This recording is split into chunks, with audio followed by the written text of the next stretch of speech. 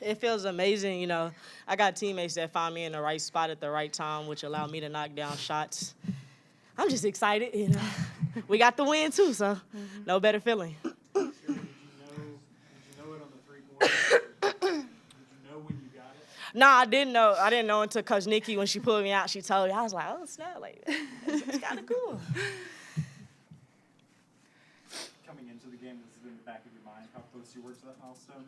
No, I didn't know at all, actually. Like, I literally found out once I got subbed out afterwards. I was like, dang, like, I'm like, it came kind of quick, playing in the last 2 years. It came kind of quick, honestly.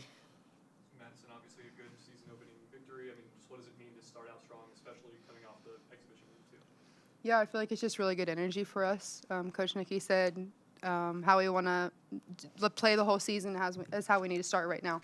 And I think that's what we did. I think we started like a little like we were back and forth, but I think coming together and moving the ball, we finally found what we needed during that game. So you mentioned your teammates finding you, but you were also finding them. I guess how much more of a focus is that for you this year? I mean, I've always loved the pass and get my teammates involved. I think, when you have a team that runs the floor like we do, our guards, our posts, the way they run the floor, I'm going to reward them, even if I got to thread the needle. It's a blessing to have people that can finish, and, that makes you more confident when you make that pass because you know they're going to finish. But it's a blessing to have the depth like that to be able to finish like that. Madison, you looked much more comfortable in this game than you did. I guess how much more comfortable did you feel out there tonight than you did in the exhibition game? Yeah, I think first game helped me get my jitters out, honestly.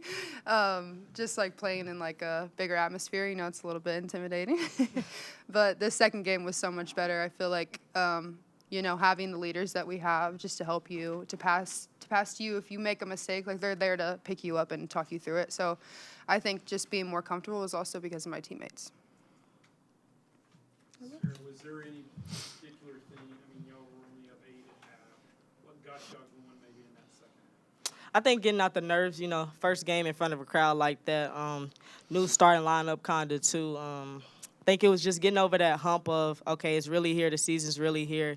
I think once everybody calmed down, you started to see us play Baylor basketball. Mm-hmm. Sarah Dre had a pretty overall good game, and you fed her a couple times. I guess what sort of X factor is she for y'all this season, and what does she bring? I think you could tell she's hungry. I think her sitting out as long as she did, you could tell she's hungry. She's here to prove why she should have been playing. And she's somebody, I look to that when she's running the floor, I'm going to reward her. She brings that energy that you need. She's that person you want on your team. You don't want to play against her. You see how she was getting steals. She was doing it all night, rebounding, getting steals, handling the ball. It's like, what can't she do? Madison, Sarah kind of touched on it, getting teammates involved. But when you have 4 girls in double figures, talk about just sharing the sugar, and it feels like anyone on this team can really go on. The sugar. Yeah, we like to share the sugar. I like that saying. I might keep it. I think it just talks about how many people we have on this team and the depth that we have. Anyone can come out and have double digits anytime they want to. And I think that's something that we can use to our advantage, especially now, but especially during late in the season when we really, really need it. I feel like anyone can step out and give us double digits to help us get the lead in games. So I think it's just great that we have people who can pass the ball, score the ball, anything we need. Thank y'all. That one. Hey, sugar. Sugar. Yeah, I think every team in the non-conference prepares you a little bit differently. This was a team that really picked on matchups, and I think we've got to adjust better. There's no question we can't get beat on the same play 3 or 4 times and make the same mistake. And so, we've got to do a better job coaching them to understand, hey, that didn't work. Like, let's that kid Reed hit a 3. Let's make her curl it. Let's make her curl that screen and go to the rim, and at least give up a 2 or a contested 2 instead of a 3. And so, we had some of those breakdowns when we subbed. They took advantage of. They would loop it around the perimeter and get to an advantage they liked and get into a ball screen. And I give that team credit. They were down their starting center from last year, who was super effective in the paint, and their leading scorer, which is really their only double-digit scorer back. I don't know why she missed, but so I just thought Williams and Reed really, really stepped up for them. And I thought we did a way better job in the second half of contesting shots, switching when we needed to switch. Sometimes you want to stay home, but it's better to get a contest on them. And so I thought Jada got more and more confident as the night went along. I thought Sarah was really, really solid all night. And I thought Dre started it, and Madison kind of bookended that inside game that was so important for us to have balance. Obviously, Sarah getting 1,000 points in her career. I guess how cool is that, and what does that mean for her and for you and for Baylor? Yeah, I think she's done it in essentially 2 years. She just didn't get a ton of minutes her freshman year, and certainly that was a really, really talented team that was maybe a play away from the Final Four. And so, to really get it done in 2 years in one game says a lot about her offensive skill set, doing it whether it was alongside Alyssa Smith or last year taking a load. Really of the offense, with once Asia went down, I really think we'd have had a little more balance had Asia stayed healthy last year. But, and I thought she was efficient tonight. I thought other than the first shot, she was clipping along, doing such a good job of running our team and getting people shots. And then, I think she was 4 or 5 minutes into the game and hadn't taken a shot yet. So got a little frisky and took one. And I think she's just got to trust and let the game come to her. And there's nights that we're going to need her to get 20, and there's nights where we need her to get 10 assists. And, so I know Sarah cares about winning the most, and she's going to get shots, and we're going to run actions to her. And I think tonight was a night where, because probably 2/3 of the night they were in zone, you don't really have to run a lot. You just have to move the ball and get paint touches and keep the ball moving. And I thought once we settled down, I thought in the first half we took too many threes without a paint touch. And then obviously we're horrific from the foul line. And then we got better from the foul line, and we got better from the arc, and we took better shots and did a better job getting in transition. So that's always going to be important for us, is to get out in transition. What's your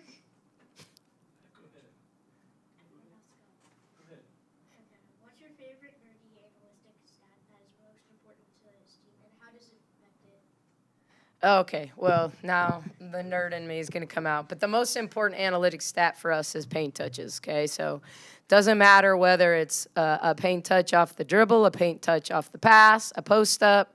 At halftime, we shot 62% with a paint touch. We shot 20% without a paint touch. So, we turn the basketball over more when we don't get a paint touch. The numbers never lie. They want us. I think sometimes the players, it's hard to turn down open shots, and I get that, especially with players that are capable of making them. But over time, it's the most consistent stat we've got. We don't shoot the ball that well when we just throw it ahead and fire it up from three. We shoot it well when, in the third quarter, Jada's playing downhill to her left hand, and she touches a piece of the paint and kicks it out to Sarah in the corner, and she hits a three. That's pretty basketball to me. But just throwing ahead and shooting it, we don't shoot it that well. So that's the thing. That's our key. I'm going to tell them at every timeout. I'm going to tell them at halftime. It's just the most important thing for us. Nicki, you talked about Reed, and she only got 3 shots in the second half, 3 points. Was there anything you did differently, or was it just? We didn't go under the screen anymore. We did it the first possession of the third quarter, and I made a substitution. And the beauty of video on the bench now, we're allowed to have that. Bugs could see it, and then we went right back to her. Bugs is so important to us, but we had made that same mistake over and over again, and sometimes it takes seeing it to really understand it. We switched it out a little bit too. But we just stayed home on the little horns, pitch, screen, and it was something we had talked about, but you never know, you're guessing at what a team has in at this point, when you play them the first game of the year. You're watching film. You watch film a little bit from the end of the season, but I tended to look at the film against Oregon, who plays a little bit like us. You look at the film against Texas. You look at the film against Iowa State. What did they do in those games, and what did they have in? So we had worked on a lot of their horns actions. And I told them sometimes they just throw it around the perimeter and run around in a circle. And I don't mean this in a bad way, but they get you moving, and then they get whoever they want into the high ball screen, and they'll just call it out, who they want, and they'll do it to take advantage of a mismatch or bad ball screen coverage. And so, they did a pretty good job of that. I thought our contests were a lot better as the game went along. Dre put up 20 points tonight. Where do you expect her to go for the rest of the season? Where do you want to see her improve, and what's the main role you see her playing? 9 for 10 is solid every game to me. Yeah, I'd be real happy with 9 for 10. I love her rim running. I think that's something that's going to be consistent. She's probably going to play more than 19 minutes in most games. I think she's someone that's starting to read our actions, when to hand it off, when to keep it. She does such a good job of creating angles to finish. She obviously finished some tougher shots tonight. I mean, she does a good job of using her shoulder and getting leverage and playing kind of through and around contact and understanding that. We're going to need her to make that three. We need her to make a 3 a game, I think. There's going to be games that, she's going to get 3 or 4 of them, and we need her to go 1 for 3. I mean, I think she's capable of having a 3 for 4 type game too. But really getting her feet set and being ready to kind of make those shots in the trail, in a pick and pop setting, the kind of 3 Madison made, that she's more than capable of making at the top of the key. But I just think Dre needs to be someone that goes and gets 2 or 3 assists a night. I mean, we're going to put the ball in her hands and let her be a decision maker at times. And so she kind of fills that role a little bit that Caitlin Bickle had last year, to make some reads against the zone, to make some reads in our man. And so just balancing. I mean, the difference between her and Caitlin was just an unbelievable passer, high IQ. And I think Dre's got some of the same strengths, but she's got more of a scoring mentality than Caitlin did, and she certainly doesn't want to take any charges. So we need Caitlin to kind of send her some messages about that, because I think that's something right now. Dre's not going to block a lot of shots at the rim, so she needs to wall up against hers, but she's got to rotate and take some charges. Nicki, y'all had 4 girls in double figures. I mean, just talk about sharing the sugar. And does that kind of show that really anyone on this team is capable of having a good night? Yeah, I mean, I think we saw Yaya kind of go off in the exhibition game. I think she's capable. She's always going to be better against man than she is against zone, I think. Like, it's just she's going to have to learn to read her space against the zone and when to be ready to shoot it, not creep in, and, just to move the ball and trust that it'll come back. But I thought Madison, we stat practices. Madison shoots almost 80%. I mean, there are people that are tougher for her to score against than others, and so there's going to be nights where it's not that easy for her, but she also does a good job leveraging, when she can get the ball in her right hand and score over her left shoulder, and she does a good job of setting her moves up. But she can also shoot the 3, so just got to help build her confidence defensively.